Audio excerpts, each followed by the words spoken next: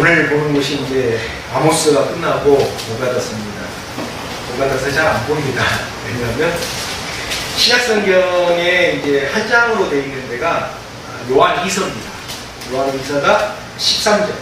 그 다음에 뭐 요한 3서도 있습니다만 신약성경에서는 가장 짧은 데가 요한 2서 13절이에요. 근데 구약성경에서 가장 짧은 게 신약성경에 유다서가 있죠. 유다서도 있고 하는데 한 장짜리 유다서가 있는데 이 오가다서 같은 경우는 구약성경에서 한 장짜리입니다. 길이는 이제 21절이에요. 그래서 이제 근데 문제는 신약성경에 있는 요한 1서, 요한 2서, 요한 3서 또는 요한복음, 요한계시록은 요한이 썼기 때문에 어떻게 이야기를 합니까? 이게 해석하는데 이렇게 논쟁이 잘 안 돼요. 근데 오가다는 논쟁이 많습니다. 도대체 이게 언제 일어난 건가, 그 시작이 일어난 건가. 그러니까 사람들 잘 보지도 않고 또 뭐가 있냐, 지금 보면은 21절까지 있잖아요. 그런데 96년이니까 1996년에 발간된 도서를 보면은 이걸 가지고 나압이라는 사람은 309쪽, 그 다음에 벤즈비라고 하니까 아마 유태인 같아요. 벤이 아들이라는 뜻이니까 즈비 아들 이렇게 되는 건데 이 사람은 310쪽짜리 주석서를 써놨습니다. 21절을 가지고 어떻게 309쪽, 310쪽짜리 모노그래프라고 해가지고 주석뿐만 아니라 당시의 상황들을 갖다가 뭐 사진부터 시작해서 모든 걸 다 했는데 아무리 그렇다고 하더라도 이게 어떻게 21절 가지고 300쪽짜리가 나오는지 저는 뭔지 상상이 안 됩니다만 또 그런 사람이 한 사람도 아니고 둘이나 있어요. 그 말은 뭐냐면 그만큼 21절밖에 안 되는 이게 논란이 많다. 아까 요한 1서, 요한 2서 같은 경우 요한 2서 따라고 해서 비교해 보면서 이렇게 할 수가 있는데 이건 그것도 안 돼요. 왜 안 되냐? 우리가 보기에는 그냥 이렇게 됩니다만 이게 역사적 배경이 어딘지 정확히 좀 애매해요. 대충 추정만 할 뿐입니다. 그 다음에 또 이게 이제 뭐냐, 오바다가 직접 썼냐 아니면 후대에 전성기에 들어온 것을 성경 기자가 받아 쓴 거냐 이렇게 됩니다. 또 이제 그 구약 성경에 보면은 오바다라는 이름을 가진 사람이 12명이 나오는데 12명이 모두 제사장이에요. 근데 제사장이 이걸 쓸 수는 없거든요. 근데 제사장이 쓴 건 아니고 누구냐? 이 오바다라는 이름 자체가 오밧 야후라고 그래가지고 야훼종 또는 하나님을 섬기는 사람, 야훼 하나님을 섬기는 사람, 이게 약자인데 정확히 이제 누군지를 알 수가 없어요. 그냥 본인이 뭐 오바다라고 해놨는데 도대체 누구냐? 그다음 또 이제 보면 앞부분에 봤던 아모스하고 좀 비슷하게 열박, 다른 나라에 대한 어떤 심판 이런 하는 그 구조에 대해서는 오바다가 좀 배운 게 있어가지고 그 중에서 특별하게 에돔에 대해서만 이야기를 합니다. 에돔이 남북으로 한 120km, 그다음에 동서로 한 20km 돼서 약간 좀 뭐 사다리꼴 그런 어떤 땅이에요. 땅인데 이 땅이 히브리어로 보면 뭐 북다 이런 뜻도 되는데 누구의 후손이냐면 에서의 후손입니다. 에서하면 누구니까? 야곱하고 에서가 나오죠. 북다라는 건데 이 지역 자체가 산악지역이 돼가지고 완전히 그 요새입니다. 천연의 요새입니다. 그래서 에돔 자체가 이렇게 천연의 난공불락의 지역이 있다 보니까 굉장히 그 사람들의 심성 자체가 우리는 뭐 아무나 침략할 수 없어 이런 어떤 그런 자부심이 굉장히 빼어났던 나라인데 요 나라하고 이제 이 남유다 아니면 북이스라엘 전통적으로는 고대 이스라엘하고의 관계가 참 애매합니다. 이게 형제 관계인데도 서로 늘 갈등을 겪는 아무튼 복합적인 문제가 있어요. 문제가 있어서 이 오베다서를 보면서 가장 많이 놀라야 되는 게 첫 분에 나와 있습니다만 그냥 뭐 특별하게 아모스나 뭐 이런 것처럼 자기가 뭔 일이 있었다라고 자기가 겪었던 일이 써놓지도 않고 그냥 오바다가 받은 계시다라고만 써놨거든요. 그래서 이제 이 내용을 보고서 도대체 그러면 오바다하고 남유다하고 뭐 몇 번이나 갈등을 겪었냐라고 성경을 쭉 뒤져보니까 총 7번 정도 갈등을 겪었어요. 7번 정도. 7번 갈등을 겪었는데 남유다가 완전히 그냥 에돔을 갖다가 다 그냥 이렇게 점령한 적도 없고 또 반대로 에돔이 남유다를 다 점령한 적도 없고 어떤 때는 에돔이 따했다가 또 어떤 때는 또 남유다를 뺏겼다가 이렇게 굉장히 많이 오래간 그 어떤 7번 사이에 긴장관계가 이렇게 계속 유지가 됩니다. 유지가 돼서 아까 말씀드렸던 것처럼 논란이 좀 심하다 보니까 어떤 사람은 야, 이게 실제로 있었던 일이 아니라 오바다가 그냥 상상 속에서 만드는 일 아니냐 이렇게까지 주장하는 사람들까지 나와요. 왜냐? 호세아서는 거짓이다. 이거 환상 가운데 있었던 일이다 라고 주장하는 사람이 있어요. 호세아서가. 왜? 레위기에 의하면 제사장이나 선지자는 결혼할 수 있는 여자가 정해져 있는데 그걸 벗어난 결혼을 했거든요. 호세아가. 뭐 어떻게 선지자가 이런 결혼 할 수 있냐, 율법에 어긋난 건데, 이래가지고 이제 그걸 환상아니냐라고 주장하는 사람이 있는 것처럼 오바다 역시 마찬가지로 이제 그렇게 봅니다. 근데 그럼에도 불구하고 이제 종합적으로 전체적으로 봤을 때 이때가 언제 일어나냐, 이 1절에서부터 보면은 이게 어디하고 비슷하냐면 에레미야 49장 14절에 똑같은 이야기가 나와요. 그래서 이걸 같은 이야기를 비교하면서 보면은 추정을 대충 합니다. 에레미야가 누굽니까? 남유다가 멸망할 때쯤 활동했던 선지자잖아요. 자, 그래서 어떻게 되냐? 에레미야 17장에 보면은 이때가 누구냐? 아시리아가 멸망하고 바빌로니아가 가나안에서 큰 세력을 차지하고 있었어요. 에레미야 17장에 나옵니다만, 그러니까 바빌로니아부터 벗어나려고 남유다의 사람들이 다 모입니다. 시드기야 왕 4년쯤 된데, 이때가 주전한 594년쯤 됩니다. 예루살렘에 주변의 나라들이 다 모여가지고, 야, 우리 도저히 안 되겠다. 아시리아로 벗어났다고 좀 괜찮아, 좋아했더니만, 바빌론이 또 등장해가지고 이렇게 못 살게 된다. 라고 연합해가지고, 저 바빌론의 물을 벗어나보자, 앞뒤로부터. 이렇게 이제 회의를 합니다. 근데 이때 회의를 할 때 누가 오냐? 본문에 나와 있는 에돔이 같이 옵니다. 그러면 어떻게 돼요? 에돔은 먼저는 누구 편이었어요? 남유다 편이었어요. 남유다 편이어가지고 어떻게 됩니까? 야, 우리하고 같이 해서 저 바빌로니아부터 좀 벗어나보자. 이렇게 하고 있다가 그 사이에 무슨 일인지 결심을 해요. 결심을 해가지고 에돔이 누구 편이 돼버립니까?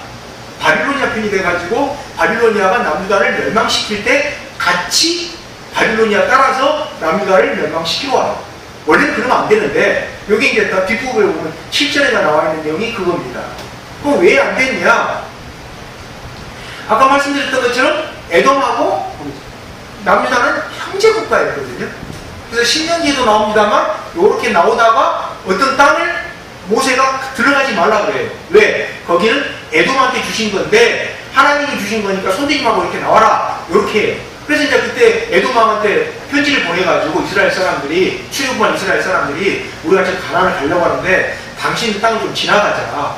안 그러면 뺑 돌아가야 되니까 지나가는 대신에 지나가면서 절대 밭에 있는 장물이라든지 뭐 이런 거 하나도 손도 안 댈 거고 혹시 뭐가 있으면 돈으로 배상할 테니까 좀 지나가자. 이렇게 이야기를 합니다. 그러니까 신명기에 나오듯이 어떻게 합니까? 이게 미숙이 쭉 나오는 그 출애굽 과정에서 바로 누가 나옵니까? 에돔 왕이 오케이 하니까 노합니까? 노하죠. 노해가지고 군사를 들고 와서 못 지나가게 딱 막습니다. 막으니까 이제 결국 돌아갔잖아요. 돌아갔으면 나중에 이제 어떻게 돼요? 모세가 저 에돔 저 나쁜 애들 저이 시기도 저버리고 막 이렇게 돼야 되는데 모세가 한 이야기는 뭐라고 합니까? 그럼에도 불구하고 에돔은 너 형제 국가니까 미워하지 마라. 이렇게 이제 이야기해요. 악으로 갚지 마라. 이렇게 이야기하는 어떤 이런 관계였는데 지금 본문에서는 전혀 다른 관계가 진행이 되거든요. 그 다음에 아까 말씀드렸던 것처럼 에레미야서 49장에 보면은 오바다 1장 7절하고 1장밖에 없습니다만 1절에서부터 7절하고 좀 같아요. 내용이. 그래서 이제 이야기되는 게 에레미야가 오바다서를 베낀 거냐, 오바다서가 에레미야를 베낀 거냐, 논쟁이 많아요. 논쟁이 많은데 알 수가 없지 않습니까? 그래서 요즘 나오는 것은 뭐라고 나오냐, 그냥 그것도 이것도 저도 아니고 제3의 출처가 있는데 제3의 출처를 갖다 둘이서 인용해서 글쓴 아니냐, 뭐 이렇게 얘기해 봅니다. 이건 뒷부분에가 미가서에도 마찬가지입니다. 미가서에 보면은 이사야서하고 중복되는 부분이 있어요. 동시대에 활동했던 선지자다 보니까, 그러다 보니까 이제 미가서를 이사야가 베낀 거냐, 이사야서를 미가가 베낀 거냐라고 논쟁이 있는데 최근에 나온 것은 그게 아니고 제3의 출처를 갖다가 자기들 글에 맞게끔 갖다가 집어넣은 게 아니냐, 이렇게 이제 진행이 되는데 이 오바다서하고 에레미야도 마찬가지입니다. 그래서 에레미야에 서 있는 이 시대 상황을 잠시 보면 이게 지금 오바다가 남유다가 멸망할 때 상황이니까 남유다가 586년에 멸망당했는데 그 멸망할 때 상황이니까 어떻게 되냐면 남유다와 시드기야가 도망을 갑니다. 어디로 도망가냐면 저 야방 중에 몰래 도망가다가 저 아라바 사막 쪽으로 이렇게 도망을 하다가 누구한테 잡히냐? 바빌로니아군한테 체포가 됩니다. 근데 이 아라바가 어디냐면은 에돔하고 남유다 접경 지역이에요. 그래서 학자들은 그때 이 아라바로 이렇게 시드기야 왕이 밤에 도망갔으면 오죽이 다급했으면 밤에 도망을 갔겠습니까? 도망가려는 걸 갖다가 에돔이 안 도와주고 방해한 게 아니냐, 그렇게 해서 잡히지 않았느냐, 뭐 이렇게 이제 추정까지는 해요. 자, 문제는 이제 이렇게 해서 바빌로니아 편들어가지고 오바다가 남유다를 갖다 같이 이제 멸망시켰으면 자기들은 안 망해야 될 거 아니에요. 왜? 바빌론 편들어졌으니까. 근데 어떻게 됩니까? 바빌로니아가 남유다를 멸망시킨 다음에 오바다 멸망시켰어요? 안 시켰어요? 시켰어요. 언제요? 553년에. 그러니까 남유다가 멸망당한 게 586년이고 이들이 멸망당한 게 553년이니까 몇 년이니까 한 30년 뒤에 멸망당한 거예요. 네, 바빌론, 에돔. 오바다가 에돔. 맞아요. 말을 실수했네요. 에돔 멸망당합니다. 그러니까 바빌로니아 도와줘가지고 자기들은 영구히 살 줄 알았는데 그들로부터 딱 30년 뒤에 멸망을 당하니까 이게 어떻게 돼요? 근데 이때쯤 활동했던 선지자가 누굽니까? 12권의 책 중에 제일 마지막에 나오는 말라기입니다. 근데 말라기가 뭐라고 하냐면 자기가 활동할 때 에돔이 멸망당하고 없다라고 기록이 되어 있거든요. 말라기 1장 3절쯤 보면은. 그래서 이제 이걸 보고서 우리가 추정을 해요. 도대체 언제쯤 멸망당했을까? 라고 추정했을 때 말라기가 그때 활동했던 사람이라서 한 1로부터 30년쯤 지난 뒤에 에돔이 멸망당하지 않았느냐? 이렇게 이제 추정을 합니다. 길게 가지 못하고. 그러니까 말라기가 활동했을 때 말라기가 에돔이 멸망당하고 없었는데 말라기보다는 이전에 멸망당했어야 되잖아요. 그래서 근데 어디입니까? 남유다가 멸망당할 때는 에돔이 멸망 안 당하고 있었잖아요. 그래서 길게 봤을 때 586년에서 553년 사이, 그러니까 남유다가 멸망당한 뒤로부터 길어봤자 한 30년 더 있다가 에돔이 멸망당합니다. 바빌로니아 시켜 도와줬는데 바빌로니아한테 멸망당합니다. 근데 이 오바다서가 어떤 부분이 있냐면 오바다서만 놓고 보면 오해가 됩니다. 어떤 오해가 됩니까? 하나님은 남유다하고 북이스라엘만 사랑하시는 분이고 다른 나라 사람들은 멸망시키는 분이시다라는 생각이 들도록 딱 구조가 되어 있어요. 그렇잖아요. 남유다한테 우리 안 지켰다고 그냥 멸망을 선포했으니까. 근데 오바다서 다음에 나오는 요나서를 보면 이게 보완이 됩니다. 요나서를 가보면 요나서는 하나님이 누구한테 은혜를 베푸십니까? 바로 북이스라엘을 멸망시켰던 아시리아라는 나라를 은혜를 베풀었고 심판을 안 합니다. 그래서 오바다서하고 요나서가 이렇게 둘이 연결되면서 뭘 이야기하냐? 하나님은 하나님의 백성뿐만 아니라 온 지구상에 있는 모든 민족을 다 창조하셨기 때문에 그들 모두에게 하나님의 창조 질서에 따라서 그들을 이끌어 가신다라고 알려주는 책이 오바다서하고 요나서가 됩니다. 만약 오바다서만 있었으면은 야 하나님은 뭐 남유다하고 이스라엘, 북이스라엘밖에 안 챙긴대 이렇게 되는데 요나서가 보니까 아수르까지도 챙겼거든요. 이렇게 이제 연결이 돼요. 또 연결이 되고 요엘서에 보면은 뭐라고 나오냐면은 에돔의 미래에 대해서 이렇게 예언이 되어 있어요. 또 아모스에 되어 있고. 그러니까 요엘서하고 아모스에서 에돔이 앞으로 멸망당할 것이다 라고 되어 있는데 요거에 대해서 자세하게 써놓은 책이 어디입니까? 오바다예요. 그래서 일부는 요엘서하고 아모스서를 오바다서가 특히 어디에? 에돔에 관한 부분만 주의한 게 아니냐 이렇게 이제 이야기를 합니다. 이해하는데 이 오바다가 이야기하는 건 뭐냐면 결국 최종적으로 하나님의 백성들이 다시 돌아가가지고 이 에돔을 복수할 것이다. 에돔에게 하나님이 심판을 전할 것이다. 뭐 이렇게 되는 거거든요. 이렇게 되는데 아까 제가 모두에서 말씀드렸습니다만 이 에돔과 에서의 후손인 에돔과 이스라엘을 이해하려면 먼저 누구 관계를 이야기하냐? 바로 에서와 야곱의 관계를 알아야 돼요. 창세기 25장에 보면은 에서의 복을 갖다 누가 가져갑니까? 야곱이 가져갑니다. 속여가지고. 그러면서 이제 야곱과 에서의 아버지 이삭이 축복을 줄 때 뭐라고 합니까? 너는 나중에 네 동생을 섬기게 될 거다. 뭐 이제 이렇게 이야기를 하게 되거든요. 그렇게 되는데 이름에도 불구하고 아무튼 둘 사이가 아무튼 신명기에 나오는 것부터 시작해서 쭉 둘 사이가 성경에서 둘 사이에 대해서 기본적으로 성경에서 이야기하는 것은 에돔의 입장이 아니고요. 성경의 입장에서는 뭐라고 이야기합니까? 에돔과 이스라엘은 형제국가다. 이게 이제 성경에서 이야기하는 어떤 그 입장입니다. 그럼 여기서 우리가 알 수 있는 건 뭐냐면 하나님께서 당신을 다스리는 나라 어디입니까? 당신의 백성 남유다하고 북이스라엘 같은 경우는 뭘 주셨어요? 하나님의 언약을 주셨습니다. 그럼 에돔한테는 성경을 주시지 않았잖아요. 말씀 안 줬잖아요. 그럼 에돔은 어떻게? 다른 나라 뭐 요나서에 나오는 아시리아 이런 경우는 어떻게 다스립니까? 여기에 기록된 게 어디냐면은 출애굽기 21장 23절에 25절에 나오는데 뭐라고 하냐면 바로 탈리오 법칙이라는 겁니다. 탈리오 법칙이라는 게 뭐냐면 우리나라 말로는 동해보고법이라고 번역을 하는데 눈에는 눈, 이에는 이 이렇게 이제 심판하시는 겁니다. 다른 말로 요한계시록에 나온 것처럼 행한 대로 갚아주시는 게 이 언약을 체결하지 않은 사람들하고 하나님이 이 언약을 채지 않는 나라들을 하나님이 다스리시는 방법이었어요. 방법인데 이 반전이 생깁니다. 어떤 반전이 생깁니까? 우리는 지금 예수님 이후를 살고 있잖아요. 예수님께서 십자가에서 용서해준 이후를 살고 있잖아요. 예수님이 하신 말씀이 뭡니까? 바로 황금률로 이걸 바꿔버렸는데 뭔 황금률입니까? 남에게 대접받고 싶은 대로 남 대접하라라고 바꿨어요. 그러면서 원수까지 용서해라. 이렇게 이제 반전이 일어납니다. 그러니까 그 전에 시대에는 탄리법칙이라는 것처럼 행한 대로 받는 법칙으로 됐다면 이게 현실로 와서는 예수님 이후부터는 어떻게 됩니까? 바로 원수까지 나를 괴롭히는 사람을 위해서도 기도하는 걸로 바뀝니다. 대응 방법이. 근데 문제는 여기부터 이제 어려워져요. 뭐가 어렵습니까? 나를 반대하는 사람을 위해서 기도하기가 쉽습니까? 어렵습니까? 어렵죠. 그래서 필요한 게 뭡니까? 성령님의 은혜입니다. 내가 원수 같은 사람을 위해서 기도하기가 어렵기 때문에 나에게 원수 같은 존재를 위해서 기도하려면 나에게는 반드시 뭐가 필요합니까? 성령님의 은혜가 필요합니다.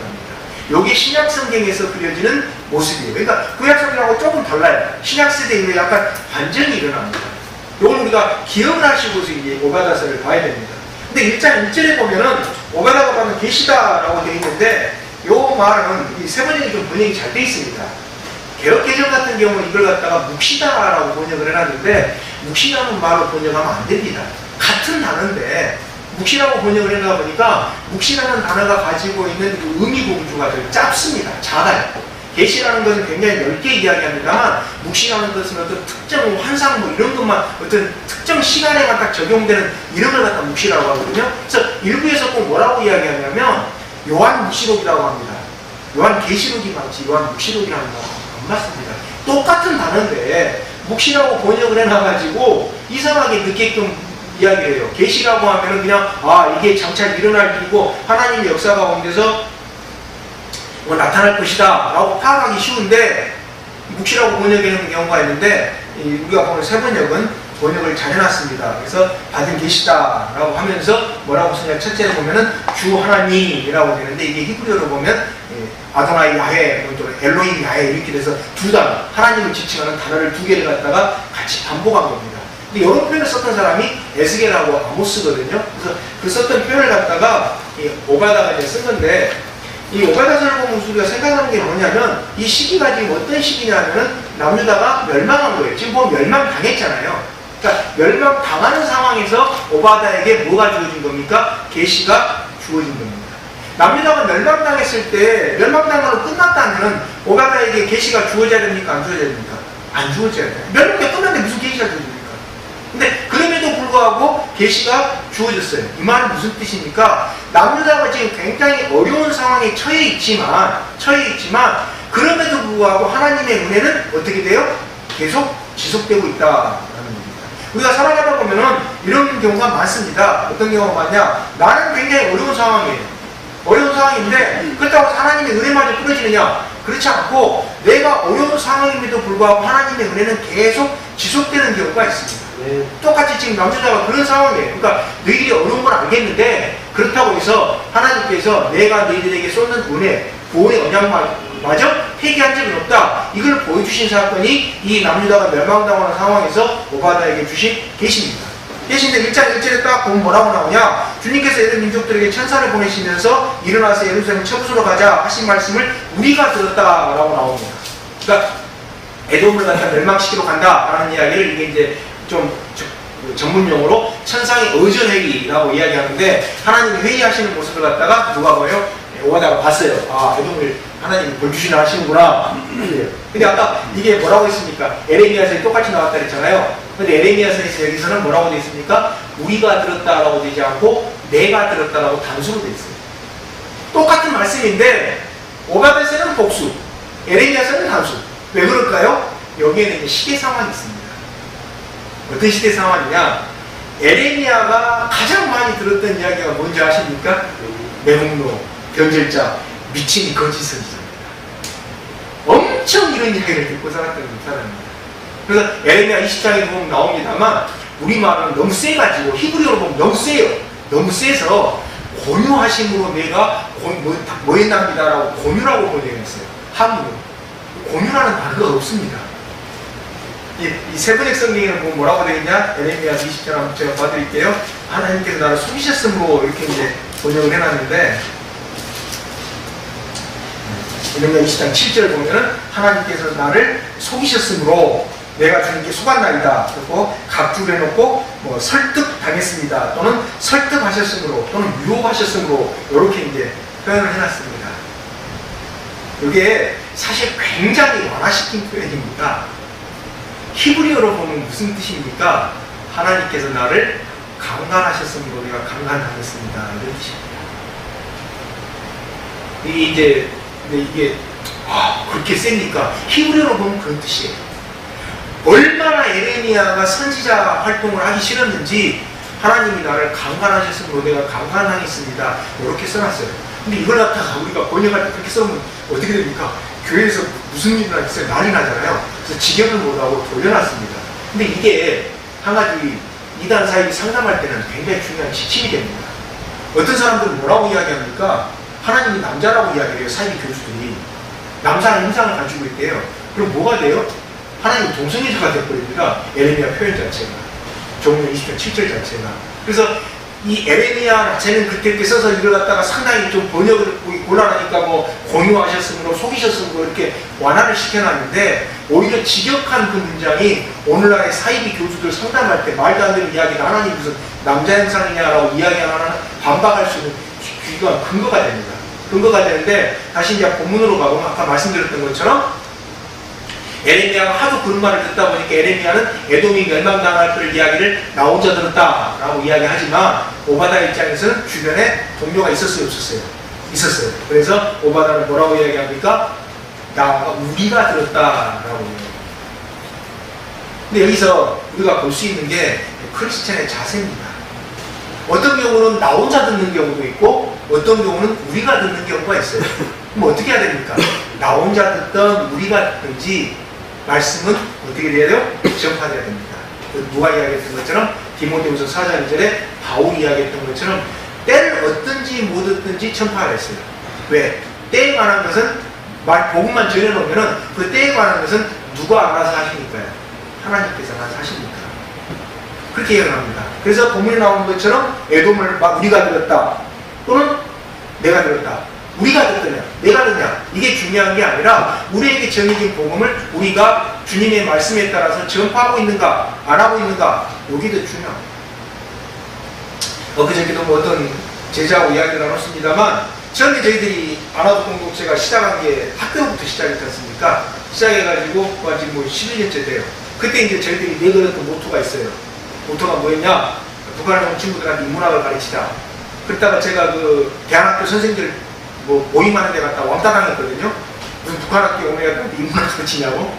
그때 또 이제 교회 시작하면서 저희들이 내걸었던 모토가 뭡니까? 사이비단은 망한다.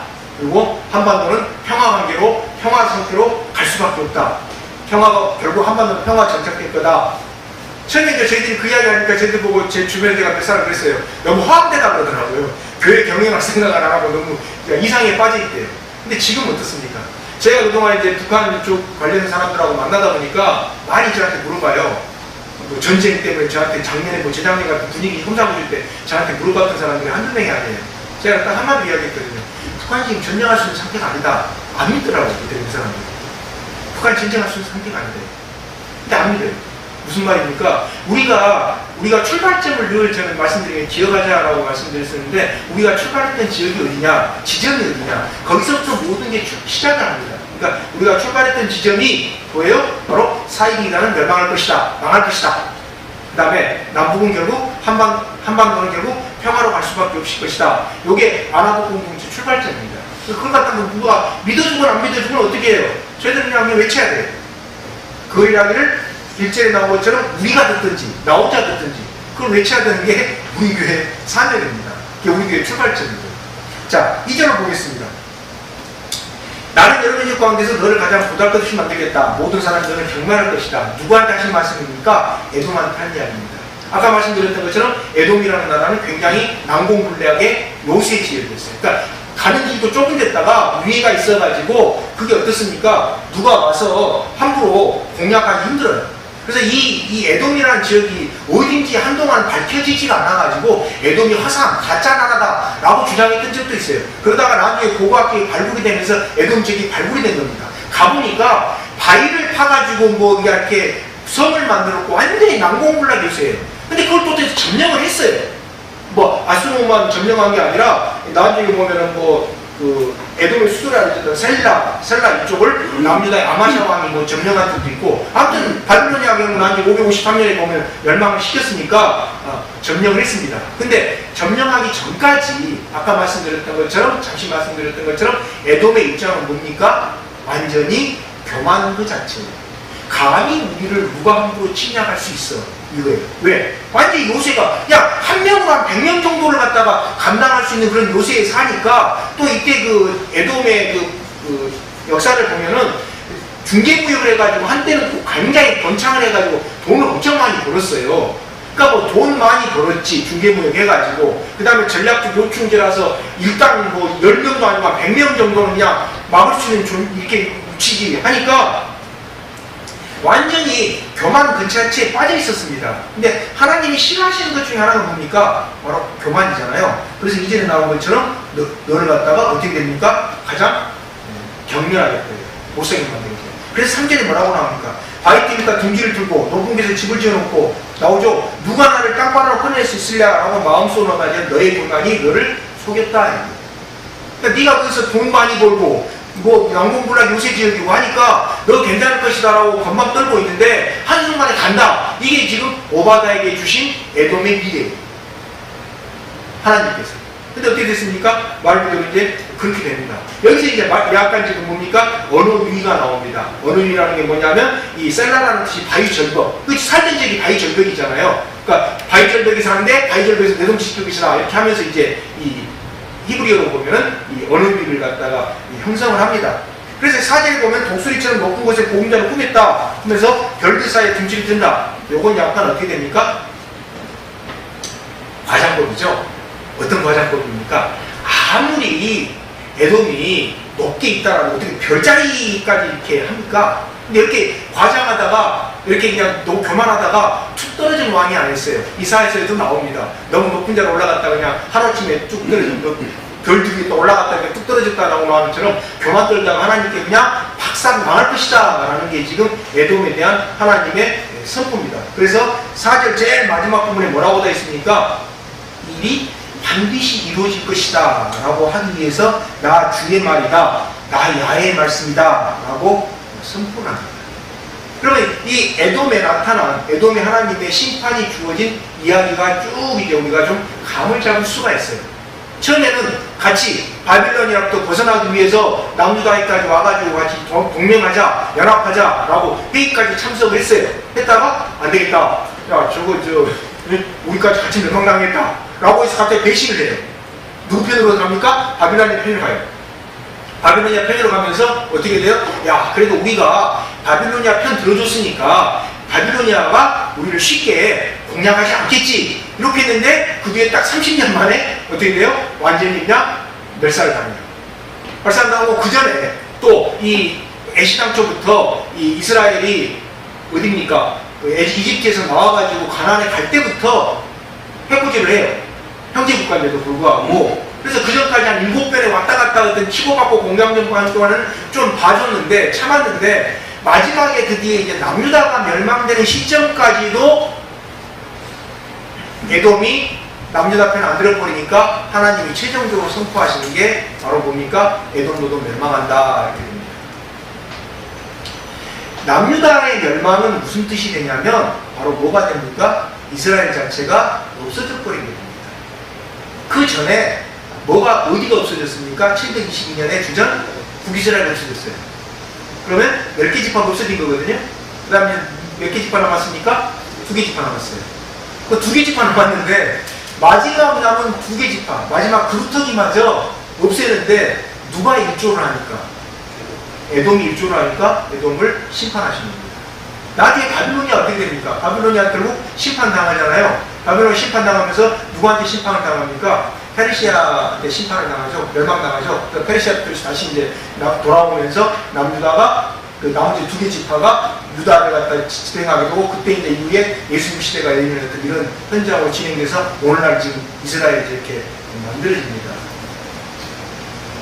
만들어지는데, 오늘 4절까지만 먼저 보겠습니다만, 이 현장까지 시대 상황을 살펴봐야 되기 때문에 4절만 봅니다만, 우리가 여기서 이 에돔이 교만해진 이유를 꼭 기억해 둘 필요가 있습니다. 에돔이 교만해진 이유가 뭡니까? 바로 3절입니다. 3절에 보면 뭐라고 나와 있어요?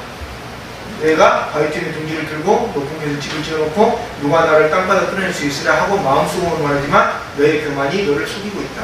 그러면 에돔이 교만하게 된 것은 자연 환경 때문입니까? 아니면 그들 마음 때문입니까? 그들 마음 때문입니다. 마음속으로. 그러니까 자연 환경 때문에 교만해졌다라는 건 뭐예요? 핑계입니다. 그 마음이 교만해져가지고 그 자연 환경이 거기에 플러스 알파가 된 것이지, 환경이 나를 이렇게 만들었다. 이것은 사실 성경적으로는 안 맞습니다. 물론 환경이 나에게 그런 영향을 끼친 건 있어요. 영향을 끼칠 수도 있죠. 그죠? 환경이 나에게 그런 영향을 끼칠 수는 있지만, 그러나 근본적으로는 환경의 문제가 아니라 뭐의 문제입니까? 내 마음이 먼저 흔들리니까 그런 환경이 나에게 거기에 더 추가하는 겁니다.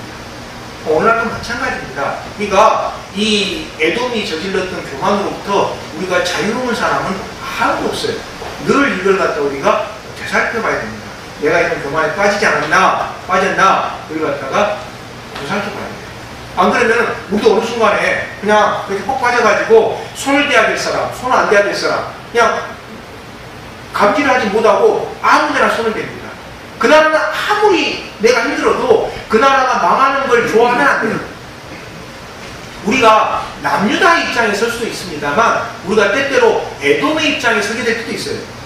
우리가 남유다의 입장에서만 선하는 보장이 없습니다. 그러면 에돔의 입장에 서게 되면 어떻게 됩니까? 아무리 내가 미워도 그 나라는 망하면 안 돼. 내가 미워도. 근데 그걸 갖다가 에이씨 나 안 도와줄 수 있니 망해. 이렇게 이제 같이 했다가는 결국 뭐가 됩니까? 내가 손해가 됩니다. 내가 남유다의 입장에서 에돔이 나를 갖다가 멸망이라고 막 그냥 바빌로니아하고 연합회가 되어가서 에돔을 심판하는 건 상관없습니다만, 내가 에돔의 입장에 처하게 될 때도 있어요. 우리가 살아가다 보면 맨날 우리가 남유다 입장만 처하게 되는 거 아니지 않습니까? 그렇잖아요. 그러니까 에돔 입장에서 처하게 될 때도 있어요. 그때 저 사람이 내게 주신, 하나님이 주신 형제인지, 형제국가인지, 자매국가인지 아니고 그냥 나하고 원수국가인지 구분하는 방법은 뭡니까? 바로 성경밖에 없습니다. 그와 나와 뿌리를 갖다 살펴보는 수밖에 없습니다. 그가 가지고 있는 근본적인 사고방식, 그가 어디서부터, 그 사람이 어디서부터 출발했는지 이걸 갖다 살펴볼 수밖에 없어요. 그걸 놓고서 그 다음에 아까 말씀드렸던 것처럼 예수님 이후에 나오는 새로운 법칙 뭡니까? 원수까지 사랑해라. 성경에 보면은 미워할 수 있는 사람 딱 한 사람이에요. 원수를 사랑해도 다 사랑해라. 아니요. 요한계시록에 나옵니다. 영혼 장사꾼은 미워해도 된다고 요한계시록 18장 13절이니까 3절이니까 이걸 이야기 드리는 건데, 18장 13절에 보면 나옵니다. 요한계시록 18장 13절에 보면은 미워해도 돼요. 누구? 영혼 장사꾼. 그럼 오늘날 영혼 장사꾼은 누굽니까? 사이 믿음자입니다. 자기들이 잘못됐다는 걸 알면서도 계속 사람들을 속여요. 그 영혼을 속여요. 이런 사람은 미워해도 됩니다. 그렇지만 그 아닌 사람은 미워하면 안 돼요. 그죠? 그러니까 우리가 남유다 입장이 아니라 때때로 에돔의 입장에 처하게 될 때 과연 저 사람을 내가 미워해도 되지 않겠는지를 어디에 비교해 보면 되느냐? 성경에 비춰보고, 그래도 망하는 것보다는 안 망하는 게 낫겠다. 그럼 너 길 잘 가라 라고 기도해 주는 게 나을 때가 있어요. 그렇지 않고 그 사람이 진짜 영혼 장사꾼이에요. 근데 가끔가다 이제 착각을 하고 거꾸로 이야기하는 사람들이 있어요. 상담하다 보면은 그래도 거기에서 뭐 나름대로 뭐 잘된 게 있지 않냐? 잘된 게 뭐가 있습니까? 잘된 게 뭐가 있어요? 모든 상황을 틀었는데 나한테는 잘 됐다. 그러면 다른 사람한테는 나한테만 잘 됐으니까 그냥 괜찮습니까? 문제가 있습니다. 예전에 제가 봤던 책 중에 김일성이라는 사람한테 아주 많은 도움을 받았던 아프리카 독재자 딸이 써놓은 책이 있었어요. 자기 아버지가 아프리카의 독재자였는데 아프리카 독재자인지도 몰랐대요.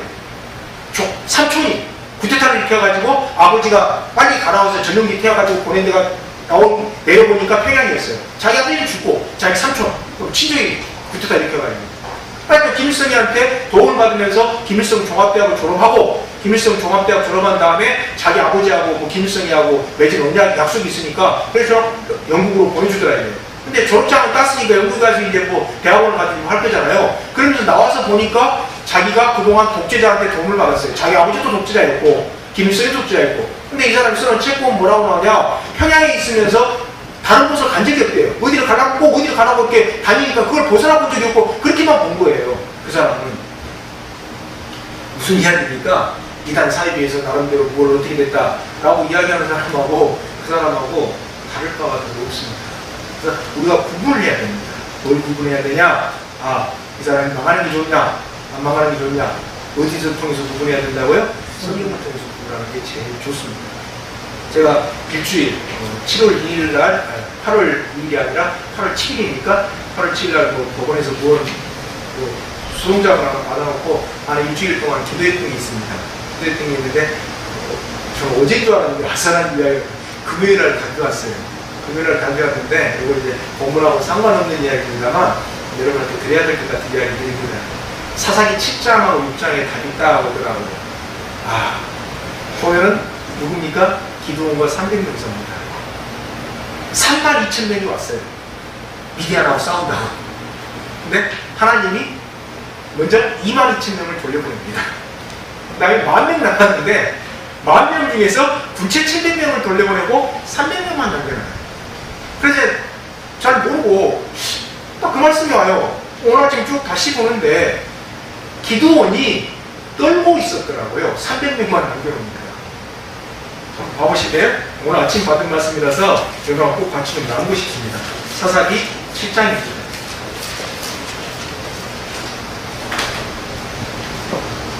이야기를 안 드리려고 했는데 말씀 접수하는데 자꾸 같이 나눠라라고 은혜가 오네요.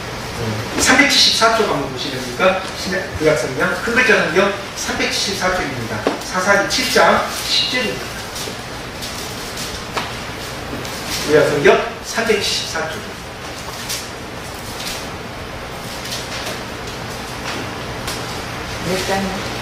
7장 10절하고 11절입니다. 제가 10절 읽겠습니다. 11절 읽으시면 됩니다. 내가 천하에 가리가 두려우면 너의 부하 불화와 함께 먼저 적진으로 내려가 보아라. 그리고 적들이 무슨 말을 하는지 들어보면 너가 적진으로 내려가는 길을 얻을 것이다. 그는 자기 부하 불화와 함께 적진의 밑으로 내려갔다. 자, 8절 9절부터 나옵니다. 그날 밤 주님께서 기드온에게 말씀하셨다. 너는 일어나서 적진으로 쳐내려가거라. 내가 그들을 너희 손에 넘겨주었다. 무슨 말입니까? 32,000명이 왔는데 한번 생각해 보세요. 3,000명도 아니고 3분의 1 남겨놓고 나머지 몇 명입니까? 31,000 얼마예요? 700명을 돌려보냈거니까 기드온이 겁이 나가지고 9절에 잠을 못 자고 있는 겁니다. 도대체 300명 갖고 뭘 하는 말인가? 그죠? 그러니까 10절에 하나님이 딱 나타나셔가지고 기드온 보고 뭐라고 합니까? 너 두렵지? 그러잖아. 두려우면은 같이 내려가라. 돌아가고. 그럼 저 사람들이 뭐라고 하냐? 그러니까 11절 이거 쭉 가서 들어봐요. 들어보니까 미디안 초병들이 뭐라고 이야기를 하는 거예요. 13절에 나온다. 보리빵 한 덩어리가 미디안을 가서 다 뒤집어 버린다. 보리빵은 이때 당시 누굽니까? 바로 일반 사람들이 먹던 빵입니다. 대단한 빵이 아니에요. 그냥 평민들이 먹던 빵이에요. 그러니까 오히려 기드온이 하나님의 말씀을 듣고 은혜를 얻은 게 아니고 용기를 얻은 게 아니라 누구 말 듣고 은혜를, 용기를 얻습니까? 은혜가 아니고 13, 14절에 보면은 자기가 무찌르기로 한 미디안 사람들 이야기를 듣고 별거 아니네 용기를 얻는. 뭔 이해가 되세요?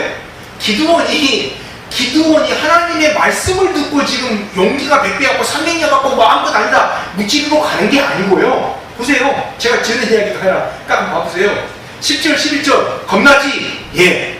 겁나서 잠도 안 옵니다. 지금 9절에 하나님께서 나타났다면 잠 안 자고 있으니까 나타나신 거잖아요. 밤에 잠 못 자고 쫄아가지고 아니 32,000명 왔는데 막 31,100명을 돌려보고 300명 갖고 어떻게 저 싸우라고 나 지금 이게 쫄고 있는 거예요. 기도원이 쫄고 있는데 하나님이 쫄고 있으니까 잠이 안 오지 않습니까? 잠 오겠습니까? 안 오죠. 쫄고 있으니까 하나님이 밤에 딱 나타나는 야 너 겁나지? 예. 구라하고 같이 가봐. 같이 가서 저 초령들이 뭐라고 하는가 들어봐. 가서 적군들이 하는 말을 듣고서 용기를 내요. 누가? 이게 기도원의 비밀입니다. 뭐 하는 얘기가 되세요? 하나님의 말씀으로 용기를 낸 게 아니라 적군들이 하는 말을 듣고서 야! 300명 갖고 이길 수 있겠다. 32,000명 왔는데 22,000명 돌려보내고 10,000명에서도 또 그냥 9,700명 돌려 300 이거 300 어떻게 뭘 해라는 거야? 이러고 있던 기도원한테 용기를 주기가 하나님의 말씀이 아니라 누구요? 적군들의 쫄아있는 적군들의 목소리였다라는 말이 시사하는 바는 뭡니까? 저한테 해당되는 이야기입니다. 일주일 동안 가만히 기도를 하면서 야 어떻게 이런 비겁한 방법까지 다 쓰나 하고 별별 생각이 다 들더라고요. 근데 금요일날 갑자기 사사기 7장 말씀 있다가 7장을 읽어봐라는 감동이 와요. 근데 그때는 제대로 못 읽었습니다.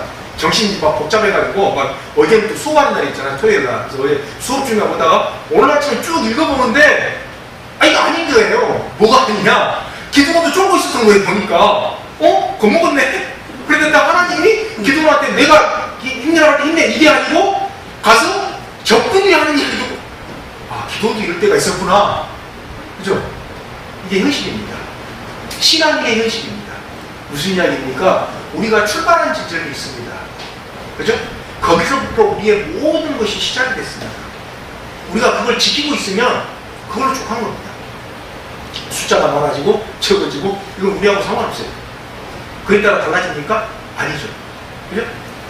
이게 오늘 아침에 제가 저에게 주신 말씀입니다. 저에게 주신 말씀인데 왜 여러분하고 같이 나눠야 되는지 잘 모르겠어요. 저는 저에게 주신 말씀이라서 혼자 이렇게 공허공이 있다가 하려는데 지금 말씀 접수하다 보니까 갑자기 이걸 전하라는 참 감동이 와서 여러분한테 같이 나눕니다. 때때로 하나님의 말씀이 용기를 주는 게 아니라 겁을 줄 때가 있어요. 근데 궁극적으로 어떻게 됩니까? 그 말씀을 따라가 보니까 하나님의 말씀이 겁을 줬는데 그 하나님의 말씀이 겁을 줌에도 불구하고 따라갔어요. 그러니까 어떻게 됩니까? 적군이 용기를 줍니다. 왜? 적군마저도 누구의 손안에 있습니까? 하나님의 손안에 있습니다. 이게 성경의 가치입니다. 그잖아요. 우리가 일반적으로 생각할 때 하나님께서 말씀을 주시면 용기가 100배 해야 되잖아요. 그렇지 않습니까? 안 그래요? 용기가 100배 해야지 하나님께서 나타나고 야 가라 했는데 그렇잖아요. 근데 하나님이 나타나서 하나님 시킨 대로 했는데 쫄아가지고 밤에 잠을 못 자고 있으니까 하나님이 나타나시고 10절 있잖아. 너 겁나지? 두렵지? 그 말이에요 지금. 그럼 네 부하고 같이 가서 적들이 뭐라고 하는가 봐. 그러니까 가서 적들이 하는 말을 듣고서 용기가 100배 해가지고 이게 300명 가지고 몇십 명을 물친 거거든요. 미디안한테 박살냈거든요. 어떻게 박살냅니까? 이사야 사사기 보시는 분 한번 보실래요?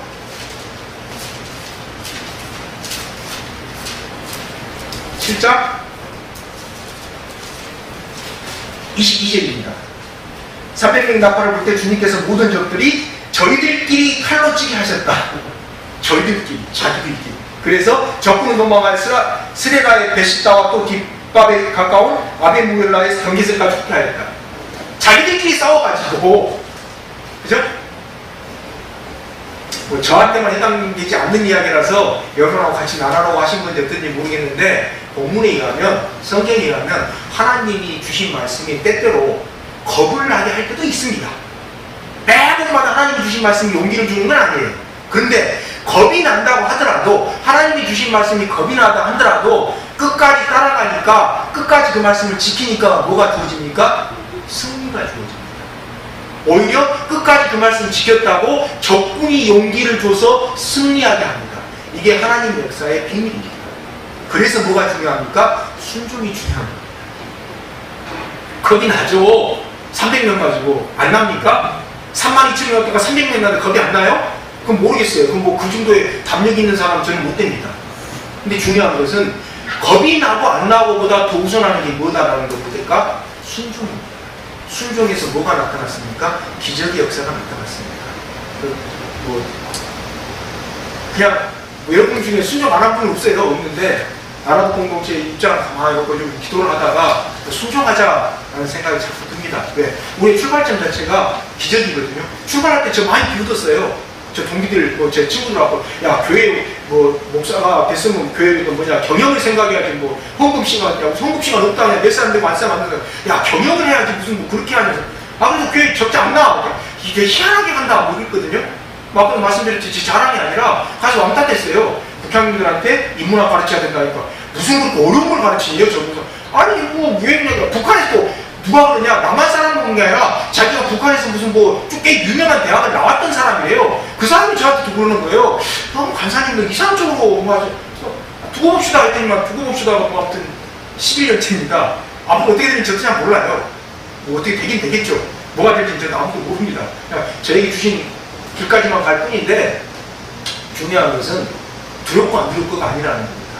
하나님 말씀에 순종하는 데 포커스지 두렵고 안 두렵고는 그냥 인간이 가질 수 있는 보편적인 감정이에요. 그러니까 하나님 말씀 받아들이니까 두려워하냐? 그렇게 이야기하지 마세요. 기도원도 두려워했어요. 그죠? 네, 기도하겠습니다.